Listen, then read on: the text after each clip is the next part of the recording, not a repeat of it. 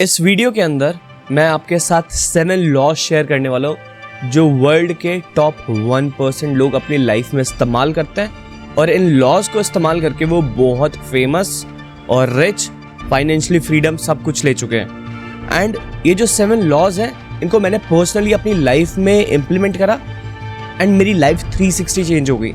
अगर आप लोगों को सक्सेसफुल होना है और रिच होना अपनी लाइफ के अंदर, ये 7 लॉज बहुत ज़्यादा इंपॉर्टेंट है अपनी लाइफ में इम्प्लीमेंट करने के लिए। अगर आप लोगों को जानना है कि वो 7 लॉज क्या है तो आप इस वीडियो को पूरा एंड तक देख सकते हैं।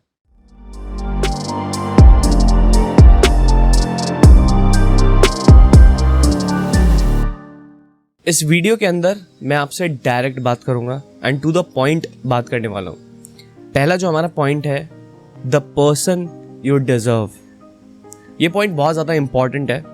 बहुत सारे लोग पार्टनर अपनी लाइफ में गलत चूज कर लेते हैं। अब यहाँ पे इसका मतलब ये है कि आप 80% अपना टाइम अपने काम में इन्वेस्ट कर रहे हो, लेकिन आप 20% डेफिनेटली अपने पार्टनर्स के पास जाते हो, अपनी वाइफ के पास जाते हो, कहीं ना कहीं जाते हो जो आपके फ्रेंड्स हैं, फीमेल फ्रेंड है, राइट। आप डेफिनेटली वहाँ पे जाके टाइम स्पेंड करते हो, आप अपनी प्रॉब्लम शेयर करते हो, आप अपनी चीज़ें शेयर करते हो। एंड बहुत बार ऐसी होता है कि आपको वहाँ से सॉल्यूशन नहीं मिलता और आप पजल्ड हो जाते हो। इसलिए बहुत सारे लोगों को बोला जाता है कि शादी करना, गर्लफ्रेंड बनाना बहुत सोच समझ के काम करना चाहिए, राइट। अब यहाँ पे आपको अपने पार्टनर को इस तरीके से चूज करना पड़ेगा जो आपको मोटिवेट करे काम करने के लिए। अगर आपकी लाइफ में कितनी भी बड़ी प्रॉब्लम आ जाए ना, वो आपको सिर्फ बूस्ट करे, हो जाएगा, आप कर लोगे, आप लाइफ में आगे बढ़ सकते हो, कोई प्रॉब्लम नहीं है। अगर आपकी लाइफ का बहुत डाउन फेज चल रहा है तो भी वो आपको सपोर्ट करे कि आप लाइफ में आगे बढ़ सकते हो। बहुत सारे लोग क्या करते हैं कि स्टार्टिंग में कोई लड़की बहुत सुंदर है, उसको देख के अपनी गर्लफ्रेंड बना लेते हैं, वाइफ बना लेते हैं, लेकिन उनको एक्चुअल में ये नहीं पता होता कि उनकी बॉन्डिंग किस तरीके से बनने वाली है। कुछ टाइम बाद उनकी बॉन्डिंग अच्छी नहीं बन पाती है और इसी तरीके से उनकी personal life as well as business life दोनों ही अच्छी नहीं चल पाती है, क्योंकि बिजनेस में mentally, emotionally, physically you have to become like a really strong. और वो स्ट्रेंथ आपके पार्टनर से मिलती है, क्योंकि जब भी आपको लाइफ में प्रॉब्लम होगी आपके पास एक इंसान होता है डिस्कस करने के लिए, और वो इंसान ऐसा होना चाहिए जो आपको समझे, आपकी मैच्योरिटी को समझे, और वो खुद एक मैच्योर इंसान हो जो आपको हमेशा मोटिवेट करे आगे बढ़ने के लिए, जो आपको डिसिप्लिन रहने में मदद करे और आपको कंसिस्टेंट बेसिस पे आपको गोल पे आपको पहुंचाने में मदद करे। इस तरह का पार्टनर चूज करना लाइफ में बहुत ज़्यादा इंपॉर्टेंट है, क्योंकि 20% आप वहीं पे जाने वाले हो, सारी चीज़ें डिस्कस करने वाले हो। और अगर डिस्कस भी नहीं कर रहे हो और डिस्कस करके कोई सॉल्यूशन नहीं निकला है तो शायद आप और पजल्ड हो सकते हो अगर आपका पार्टनर सही नहीं है तो। अब बात करेंगे सेकेंड पॉइंट के बारे में, जिसका नाम है listen to other people opinions. यहाँ पे बहुत क्लियर है, मैं आपको बहुत क्लियर लैंग्वेज में बताऊं। लाइफ में बहुत सारे लोग एक्सपीरियंस होते हैं, बहुत सारे लोग इनएक्सपीरियंस होते हैं, लेकिन कहाँ से क्या बात निकल के आ जाए यू नेवर नो। आपको सबके ओपिनियन सुनने चाहिए और आप सबकी, जो आपकी टीम में लोग हैं, आपकी फैमिली में लोग हैं, उनको वैल्यू देना चाहिए, क्योंकि they actually care for you. वो आपके लिए काम कर रहे हैं, आपको उनके ओपिनियन सुनने चाहिए, पर आपको डिसीजन बहुत सोच समझ के लेना चाहिए। फॉर एग्जाम्पल, यहाँ पे ओपिनियन लेने से क्या मतलब है और फिर डिसीजन लेने से क्या मतलब है। फॉर एग्जाम्पल, अगर मैं किसी का ओपिनियन सुनता हूँ तो शायद मेरे अंदर कोई नए आइडियाज़ आ जाए या कुछ भी चीज़ हो जाए कि जिससे शायद एक पूरा चीज़ें 360 चेंज हो सकती है, मेरा बिजनेस चेंज हो सकता है, मेरा रेवेन्यू डबल ट्रिपल हो सकता है, राइट। वो सिर्फ एक एडवाइस होती है, इसलिए दूसरों का ओपिनियन सुनना बहुत ज़्यादा इंपॉर्टेंट होता है, लेकिन डिसीजन सिर्फ आपके हाथ में होना चाहिए। जैसे मैं आपको एक एग्जाम्पल दे दूँ, अगर आप चेस खेल रहे हो तो आपको पता होगा आपको अपनी हर एक चाल को बहुत दिमाग लगा के यूज़ करना पड़ेगा। अगर आप अपनी हर एक चाल चल रहे हो तो आपको पता है कि मेरे साथ ये हो सकता है, अब ये होगा। तो सेम बिजनेस के अंदर आपको दूसरे लोगों के ओपिनियन देखने हैं, एनालाइज करना है, समराइज करना है, एंड उसके बाद you have to make your decision wisely. अगर आपका डिसीजन वाइज नहीं होगा तो आपको कभी भी मात मिल सकती है, आप कभी भी हार सकते हो। इसलिए सही टाइमिंग के साथ सही डिसीजन लेना is something which is very very important. इसलिए दूसरों को ओपिनियन सुनना इज़ वेरी इंपॉर्टेंट। अब बात करते हैं थर्ड पॉइंट के बारे में, जिसका नाम है make money by buying assets. For example, मैं आपसे बताना चाहता हूँ कि बहुत सारी चीज़ें आजकल लोग स्टॉक्स में, ट्रेडिंग में, बिटकॉइन में, बहुत सारी चीज़ों में पैसा इन्वेस्ट करते हैं। लेकिन मुझे ऐसा लगता है कि आपको अपनी एसेट में भी पैसा इन्वेस्ट करना चाहिए। फॉर एग्जाम्पल, मैं घर को एसेट नहीं बोलूँगा कि आपने कोई कॉमर्शियल प्रॉपर्टी बिल्ड करी एंड वो आपने रेंट पे दी, या फॉर एग्जाम्पल कोई ऐसा आपने घर लिया जिसको आपने रेंट पे दे दिया, या कोई ऐसी प्रॉपर्टी जो आपकी एसेट बिल्ड करी और आपको पता है कि वहाँ पे कुछ टाइम बाद रेट बढ़ने वाले हैं, या वहाँ का जो डेवलपमेंट है वो बहुत तेज़ी से इंक्रीज़ होगा और आपके पैसे वगैरह सारी चीज़ें वहाँ पे इंक्रीज हो सकते हैं। तो आपको एसेट में बिल्ड करना चाहिए। बाहर जितने भी फॉरनर्स मैंने देखे हैं, बहुत सारे जिन मेंटर्स को मैं फॉलो करता हूँ, मैं देखता हूँ वो रोलेक्स की घड़ियाँ खरीदते हैं बहुत सारी। अब ऐसा क्यों है कि वो रोलेक्स की घड़ियाँ खरीदते हैं? बिकॉज वो उनके लिए एक बहुत बड़ी एसेट है, क्योंकि रोलेक्स की घड़ी के प्राइस कभी भी कम नहीं होते, वो टाइम के साथ इंक्रीज होते हैं। तो ऐसी एसेट में पैसा लगाना पसंद करते हैं जिसकी over the time value increase होती है। तो मेरे हिसाब से आपको एसेट में पैसा लगाना चाहिए, और जितने भी वर्ल्ड के रिच लोग हैं जो टॉप 1% है, वो अपनी एसेट में पैसा ज़रूर लगाते हैं। ठीक है, तो अगर आपको लगता है कि मुझे एसेट बिल्ड करनी है, definitely that is the best decision.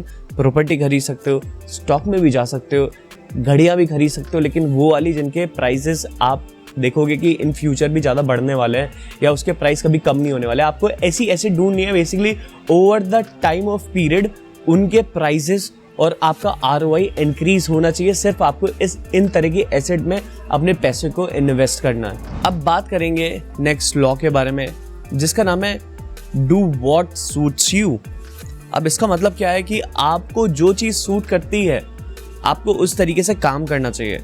अब सबसे इम्पॉर्टेंट है, फॉर एग्जांपल कुछ लोग लेट उठते हैं क्योंकि उनकी प्रोडक्टिविटी लेट काम करती है, एंड मैं ऐसे बहुत सारे लोगों से मिला हूँ जो बहुत सक्सेसफुल है। मैंने एक पैटर्न को ब्रेक करा रिसेंटली अपनी लाइफ में।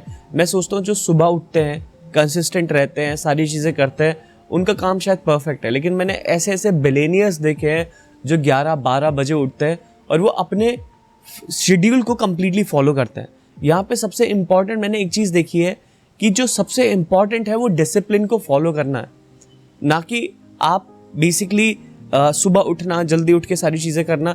ये पैटर्न को मैंने ब्रेक करा है क्योंकि ऐसे बहुत सारे लोगों से मैं मिला हूँ जिनका शेड्यूल बहुत ऊपर नीचे है, मेरे अकॉर्डिंग ऊपर नीचे, क्योंकि मैं सुबह उठने वाला इंसान हूँ और अपनी चीज़ों को टाइम से करने वाला इंसान हूँ। तो मैंने यहाँ पे इस पैटर्न को ब्रेक होते हुए देखा, लेकिन उनकी डिसिप्लिन और कंसिस्टेंसी कभी छूटती नहीं है, जब भी वो $1 बिलियन, $1 मिलियन इस तरीके से बिजनेस कर रहे हैं। तो यहाँ पे एक चीज़ समझ आई उनके पैटर्न को देख के, वो जो भी सारी चीज़ें कर रहे हैं, भले ही लेट उठ रहे हैं, लेट सो रहे हैं, लेट काम कर रहे हैं, वो कंसिस्टेंट हैं। वो जो भी काम कर रहे हैं उसके अंदर वो बहुत ज़्यादा कंसिस्टेंट है, जब भी वो इतना पैसा बना पा रहे हैं। तो ये पैटर्न मुझे दिखा। आपको वही चीज़ें करनी है जो आपको सूट करती हैं, according to your time, according to your body, according to your health. आपको वो सारी चीज़ें देखनी है जो आपको सूट करेगा, उसके हिसाब से अपने अपने शेड्यूल को फॉलो करना है। और आप जिस चीज़ के अंदर अच्छे हो, बिजनेस के अंदर, उसकी कंसिस्टेंसी आपके अंदर होनी चाहिए with a discipline on a consistent basis. अब बात करेंगे नेक्स्ट लॉ के बारे में, जिसका नाम है less talk and gain more listeners. ये बहुत इंपॉर्टेंट है और ये चीज़ मैं पिछले 1 साल से कर रहा हूँ। सबसे इम्पॉर्टेंट चीज़ है कि मुझको अपनी लिसनरशिप का पेशेंस इंक्रीज़ करना था। एंड पहले क्या था, मैं कभी भी किसी से बात कर रहा हूँ, डील क्लोज कर रहा हूँ, मैं बीच में बोल देता था कि ये चीज़ें इस तरीके से करना है, इस तरीके से करना है। कभी भी आप डॉक्टर के पास जाते हो ना, तो डॉक्टर ना आपसे खुद क्वेश्चन पूछता है कि आपको क्या प्रॉब्लम है, आपको क्या बीमारी है। वो अंतर्यामी नहीं है, उसको नहीं पता लगेगा कि आपको क्या प्रॉब्लम है, किस तरीके से प्रॉब्लम है। वो आपसे पूछेगा चीज़ों के बाद, उसके बाद आपको वो दवाइयाँ देगा, और उससे ठीक नहीं होता है तो फिर वो आपको टेस्ट के लिए बोलेगा। टेस्ट के बाद जो टेस्ट में रिजल्ट आएगा उसके बेसिस पे वो आपको मेडिसिन देता है। तो मैंने एग्जैक्टली यही चीज़ सीखी है बिजनेस के अंदर। आपको बहुत पेशेंस रखना पड़ेगा, सामने वाले को सुनना पड़ेगा। जब भी मैं सेल्स कॉल पे बैठता हूँ, मैं कभी भी प्राइस खुद से रिवील नहीं करता हूँ। या तो उनको प्राइस पता होते हैं, या जब वो खुद से पूछते हैं कि there what is the price of your training, जब जाके मैं उनको प्राइस बताता हूँ। अदरवाइज मैं कभी खुद से बीच में प्राइस वगैरह कुछ भी चीज़ें डिस्क्लोज नहीं करता हूँ।